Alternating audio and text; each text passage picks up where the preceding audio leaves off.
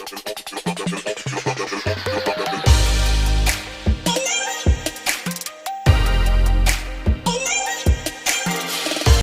दोस्तों, मैं हूं आशीष कुमार नामा। आज हम बात करते हैं माइग्रेन के लक्षणों से होता है या माइग्रेन के क्या लक्षण हैं जो हमें वैसा ट्रिगर पेन, असहनीय पेन, असहनीय हेडेक, सिर दर्द होता है।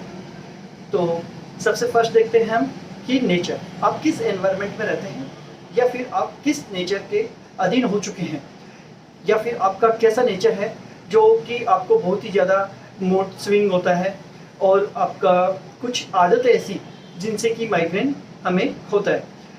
सबसे फर्स्ट देखते हैं कि आप किस एनवायरनमेंट में रहते हैं। बहुत ही ज़्यादा शोरगुल वाला माहौल हो, बहुत ही ज़्यादा असहनीय साउंड आता हो वहाँ पे, जैसे ऑडियोज़ की, हॉर्न की आवाज़ या फिर गाड़ियों की आवाज़ या फिर ट्रेन की आवाज़, तो आपको क्या है कि उससे एक बहुत ही ज़्यादा ट्रिगर माइंड में होता है कि आप उसको सहन नहीं कर पाते हैं और वो साउंड बार बार आता है, तो उससे भी आपको उस एनवायरनमेंट के इफेक्ट से आपको माइग्रेन होने लग जाता है। यह एक धीमी गति है जिसमें कि आपको वह पहले सहन होता है, फिर सहन होते होते होते होते एक टाइम ऐसा आता है कि वह बहुत ही असहनीय हो जाता है और आपको उसका ट्रिगर होने लग जाता है। आपको साउंड ऐसे जैसे खाने को दौड़ रहा वैसा साउंड होता है और वो आपको माइग्रेन की ओर ले जाता है। दूसरा, आप पता करते हैं कि एक एसिडिटी एक सबसे बड़ा रीज़न है जिसमें कि आपको खाने का कोई शेड्यूल नहीं होता है। आप लेट नाइट तक खाना खाते हैं, आप भर पेट के खाना खा लेते हैं, आप लंच करते हैं तब सैलेड नहीं लेते हैं और आप सिर्फ 5-6 चपाती शाम को खा लेते हैं, 5-6 चपाती दिन में खा लेते हैं। वह पचता ही नहीं है। छोटी आंत से सिग्नल नहीं आता है कि हमें इतना फैट चाहिए, हमें इतना प्रोटीन चाहिए, हमें इतना कैलोरीज चाहिए, हमें कितना ग्लूकोज लेवल चाहिए, और आप उस खाते रहते हैं तो आपको एसिडिटी प्रॉब्लम हो जाता है, इनडाइजेशन होता है, खाना पचता नहीं है, तो आपको माइग्रेन की समस्या हो जाती है। एसिडिटी एक सबसे बहुत महत्वपूर्ण कारण है। दो सबसे महत्वपूर्ण कारण हैं जिसमें से एक स्ट्रेस है और एक एसिडिटी है।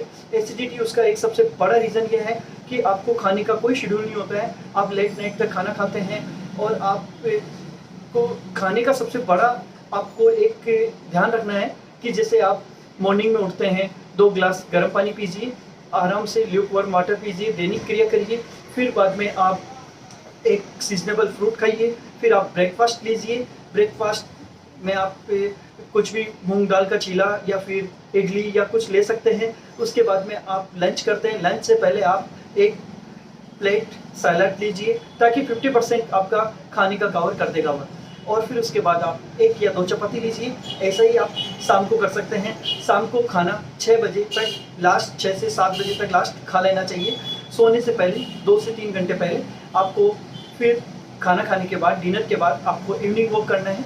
उसके बाद आपको आराम से नींद निकालनी है। नींद का एक टाइम होना चाहिए कि हमें 6 से 7 घंटे तक हमें सोना ही है। आप क्या करते हैं कि लेट नाइट तक डिनर करते हैं, फिर आप सोने के लिए बहुत कम टाइम बचता है, फिर आपको मॉर्निंग में जल्दी उठना है, फिर वापस से ऑफिस का काम या फिर आपके बिजनेस का काम रहता है। आप उस स्ट्रेस में हमेशा रहते हैं और आपको एक हल्का सा हेडेक होते होते आपको माइग्रेन कंडीशन तक वह ले जाता है। इसी के बाद अगला है कि जो भी आप टायरोमाइन, जो भी चीज़ें होती हैं, जो कि टायरोमाइन एक केमिकल्स है जो कि आपके जैसे चॉकलेट्स, कॉफ़ी या फिर फास्ट फूड्स, इनसे यह मिलता है। तो यह टायरोमाइन जो भी चीज़ें होती है यह आपको सेवन नहीं करनी है। जैसे आप एक बार कॉफ़ी पी लिए, फिर बाद में इस रात को सोते वक्त भी आप कॉफ़ी पी के सोने की आदत है, या फिर आप चॉकलेट्स खा ली, या फिर आप केक्स, बेकरी के आइटम जितने भी हैं उनमें सब में टायरोमाइन होता है। तो वो एक हमें हेडेक, नॉर्मल हेडेक से आपको वह माइग्रेन तक ले जाता है और उससे फिर ट्रिगर पेन होता है और वह इतना ऐसा नहीं होता है कि वह 3 या 4 घंटे से लेकर 72 घंटे तक कंटिन्यू हो सकता है। हर 3-4 दिन में उसकी रिपीट होने की संभावना रहती है। और फिर अगला रीज़न है आपका स्टोमक एम्प्टी नहीं होना चाहिए। अगर आप जैसे वेट लॉस के लिए आप खाना छोड़ रहे हैं या फिर आपके कोई फास्ट है, तो आपको कुछ ना कुछ फ्रूट या जूस या कुछ ना कुछ ऐसा जो कि फास्ट में लेने वाली चीज़ें, अगर आपके फास्ट है तो आपको ज़रूर खाना चाहिए। आपका स्टोमक एम्प्टी रहेगा जिससे गैस्ट्रिक प्रॉब्लम होगी और उससे आपको यह ट्रिगर पेन स्टार्ट हो जाएगा और माइग्रेन होने की संभावना रहती है। अब अगर आपका स्टोमक एम्प्टी है तो आप ऐसा सोचते हैं, बहुत से लोग ऐसा सोचते हैं कि हम डाइटिंग करेंगे, डाइटिंग करने के ऊपर वो खाना नहीं खाते हैं, 1 से 2 टाइम तक खाना नहीं खाते हैं, या फिर 1 चपाती खाते हैं और 1 टाइम भूखे रहते हैं, 1 टाइम खाना खाते हैं, तो उससे वो वेट लॉस तो कर लेते हैं। जैसे अगर वेट आपका 80 है तो आप 75 कर लेंगे, लेकिन जब आप खाना खाना दोनों टाइम स्टार्ट करेंगे तो आपका 80 से 85 या फिर 90 हो जाएगा, जस्ट डबल बढ़ जाएगा। तो ऐसे डाइटिंग का क्या फ़ायदा? आप अच्छे न्यूट्रिनिस्ट से डाइट प्लान लीजिए, उसके अकॉर्डिंग आपकी कैलोरीज जितनी बॉडी को नीड है, जितनी आपके छोटी आंख से सिग्नल होता है कि मुझे कितना फैट चाहिए, मुझे कितना कैलोरीज चाहिए, मुझे कितना प्रोटीन चाहिए, तो उसके अकॉर्डिंग हमें डाइट लेनी चाहिए। तो हमें इस एम्प्टी स्टोमक वाली जो कंडीशन है इससे भी हमें बचना है।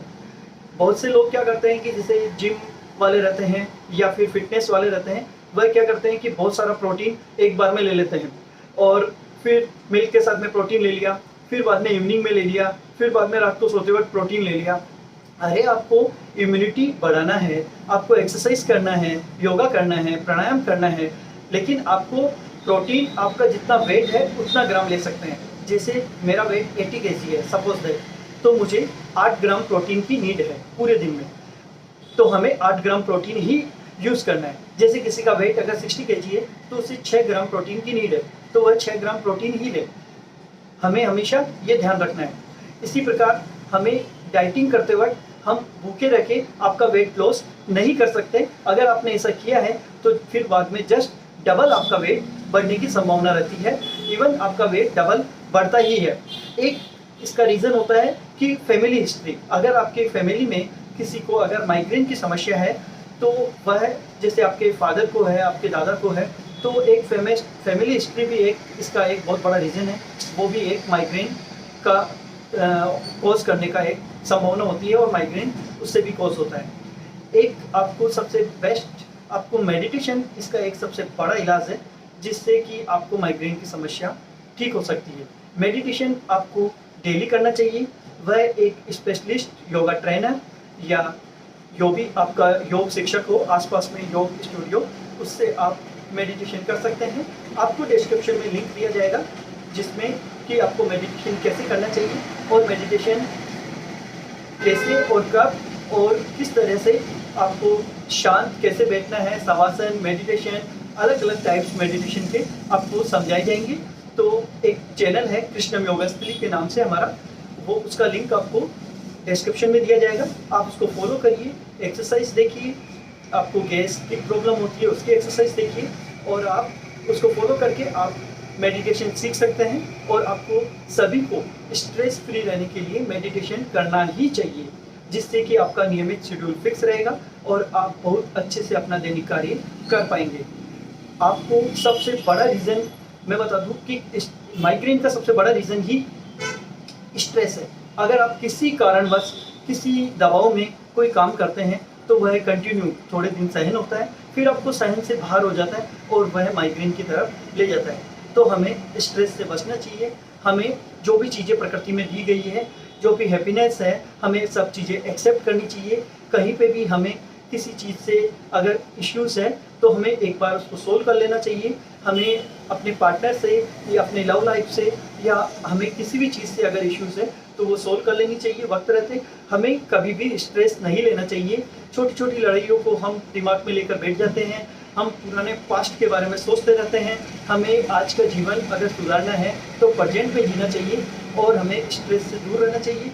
और माइग्रेन जैसी एक बहुत ही भयानक बीमारी है, आपको पता होना चाहिए। एक शोध के अनुसार पता लगा है कि यूएसए में 30 मिलियन पब्लिक इसके शिकार है और इंडिया में 10 में से 7 पीपल्स को और लेडीज़ में 5 में से 4 लेडीज़ को इंडिया में इससे ग्रसित है। तो हमें माइग्रेन से बचना चाहिए। हर एक दूसरे पर्सन को माइग्रेन की समस्या है, सिर्फ इससे हम बच सकते हैं।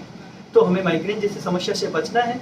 और आपको माइग्रेन से बचने के लिए जो भी योगा सूटेबल होते हैं वो कौन कौन सी योगा करनी चाहिए, कौन कौन सी योगा सीरीज़ हमें फॉलो करनी चाहिए, उसके लिए आप हमारे नेक्स्ट वीडियो में बने रहिए और हमारा नेक्स्ट वीडियो ज़रूर देखना। उसमें आपको माइग्रेन से रिलेटेड कौन कौन सी योगा, मेडिटेशन, प्राणायाम करनी चाहिए वो बताए जाएंगे और आपको डिस्क्रिप्शन में लिंक दिया गया है, उसको फॉलो करिए और आप हमारे वीडियो को ज़रूर देखिए, शेयर करिए, लाइक करिए। अगर आपको हमारा वीडियो अच्छा लगा तो हमारे चैनल को ज़रूर सब्सक्राइब करिए। मैं आशीष कुमार नामा, न्यूट्रिशनिस्ट।